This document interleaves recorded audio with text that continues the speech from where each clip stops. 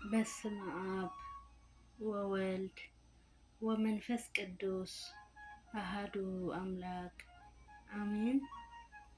ሰላም ከመይ ቀኒኹም ስድራ ልዑል እግዚአብሔር ኣነ እግዚአብሔር መስገን ጽባሕ ኣለኹ ብሓቂ ከምቲ ኣነ ሰላም ዘለኹ ንስኻትኩም ድማ ኣብ ዘለኹሞ ሰላምኩም ብዙሕ ትርፍ ይበለለይ እግዚአብሔር መስገን ኢልና ከነመስግኖ ንዝፈቐደልና ልዑል እግዚአብሔር ኣምላኽና ክብርን ምስጋናን ኣምልኾን ውዳሴን ይጽሕዮ ኣሜን።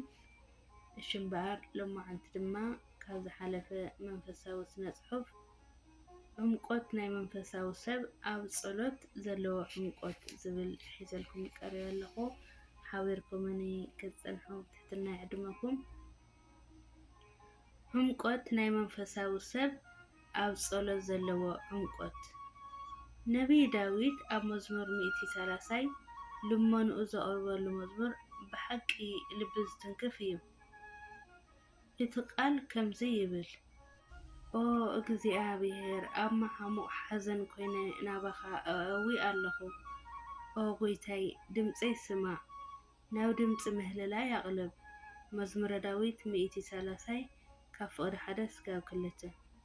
ዳዊት ኣብ መዓሙቕ ሓዘን ኮይነ ናባኻ ኣእዊ ኣለኹ ክብል ከሎ ካብ ዕምቆት ሓዘነይ ዝተልዓለ ብልበይ ናባኻ ኣእዊ ኣለኹ ማለት እዩ።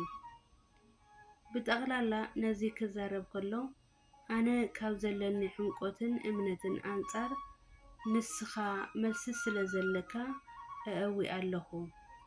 ብርግጽ ድማ ካብ ዕብየት ድኻመይን ድሌታተይን ዝተልዓለ ብዕምቆት ኮይነ እየ ናባኻ ዘእዊ ዘለኹ። ኣብ መወዳእታ እውን ኣብ ውሽጢ ዘይፈልጦ ጉድጓድ ወዲቐ ብዕምቆት ናባኻ ኣእዊ ኣለኹ ማለት እዩ። ከምዚ ዓይነት ዕምቆት ዘለዎ ጸሎት ድማ ከምቲ ዮናስ ኣብ ከብዲ ዓሳ ኮይኑ ዘቕረቦ ጸሎት ይመስል። ኦ ጎይታይ ብርግጽ ኣነ እውን ሓቀኛ ድሓኒ ዝኾነ ኣምላኽ ከማኻ የለን እሞ ካብ ዕምቆት ልበይ ናባኻ ኣእዊ ኣለኹ። ሕጂ እውን ከምዚ ዓይነት ዕምቆት ዘለዎ ጸሎት ዳንኤል ናብ ኣፈ ኣናብስ ካብ ዝተደርበየሉ ግዜ ዘቕረቦ ጸሎት እቶም 3 መናእሰያት 3 ደቂቀ ናብ ሓዊ ኣብ ዝተወርወሩሉ ግዜ ዘቕረብዎ ጸሎት ምጥቃስ ይከኣል እዩ። እዚ ጸሎት እዚ ካብ ዕምቆት ልቢ ዝቐርብ ጸሎት እዩ። ወይ ድማ ሓደ ኣብ ውሽጢ ማይ ዝጥሕል ዘሎ ሰብ ቅድሚ ምጥሓሉ መርከቦም ኣቃላጢፎም ናብኡ ብምቕራብ ካብ ሞት ንኸድሕንዎ ዘስምዑ ናይ ብጽሑለይ ዓይነት ጭርሖ እዩ። ወይ እውን ካብ ምድሪ ጠፊኡ ንዝነበረ ዝናም ንኽዘንብ ኤልያስ ዘቕረቦ ዓይነት ጸሎት እዩ ዝመስል።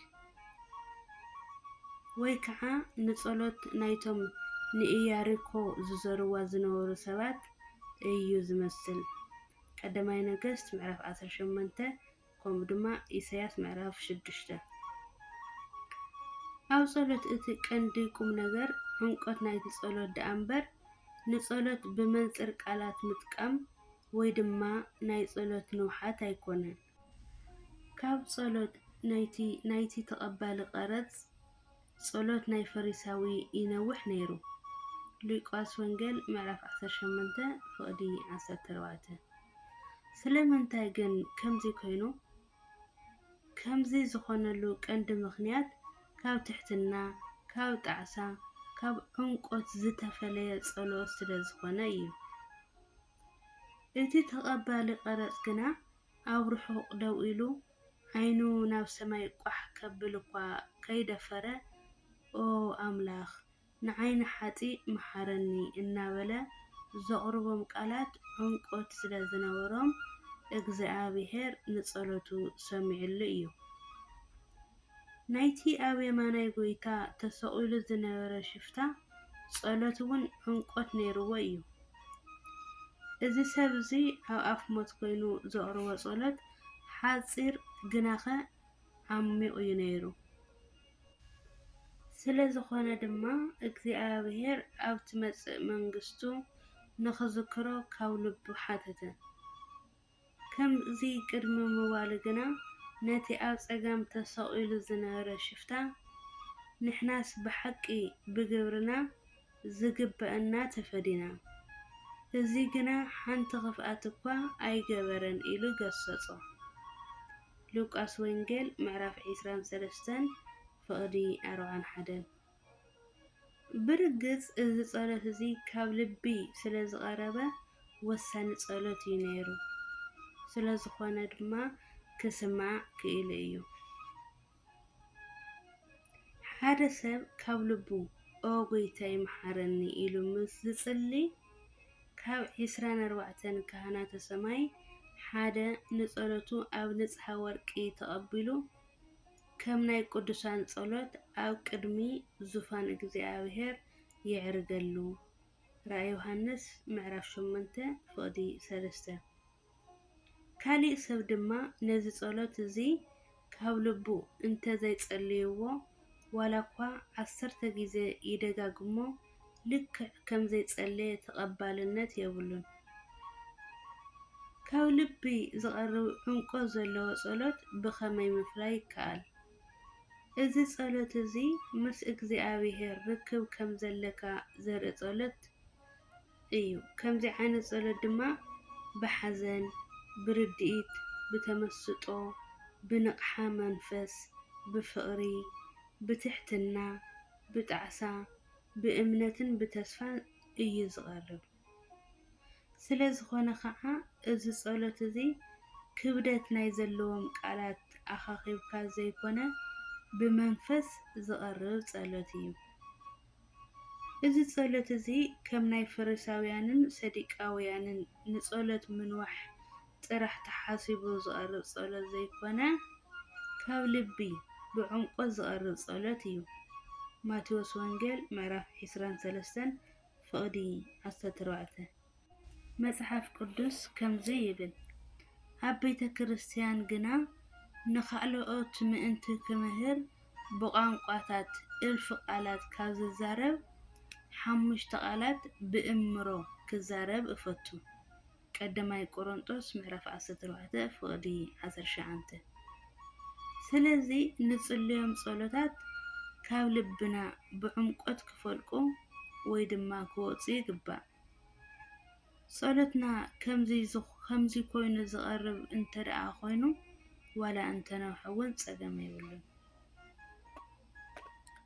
ناي عمقت طقمي أب مأخال إتن كبرات أنستها أوالد نقستات اللوئن إتا نقستي صوري ورق تسليما أو يمانكا تقوم مزمور داويت محرف 45 فقدي 9 زبل قال كندي زدنقيو كابزي بتوسخي ولا كوا صوري ورق تسليما زبل قال انتحلوا كبرا أو وشت لبأي نيرو أمانني حادثب كاب لبو زسرحو سرح نملؤ هيوتو إيو زحدسو إذا سرح زي خعاب بعنقوتن كاب لبن سلاز السرح أو ناي تاريخ مزقب يمزقب نزد ما مثالي كواكمية كاب لبي زقرب هياب أبونا أبراهام نودو زحرر مسوأت غيرو نእግዚአብሔር نخأرولو زوصلو سقومتن زقرب هيابن كاوش تلبو زوص هياب مخان نعزب أبونا أبراهام بزي هياب زي نእግዚአብሔር زنورة فقري عميقو ينيرو نسو دحرنوي عامتات بزتاعتيلو قال كدان مسرت كاو زرخو ودو بزهلسة نእግዚአብሔር زفقر ينيرو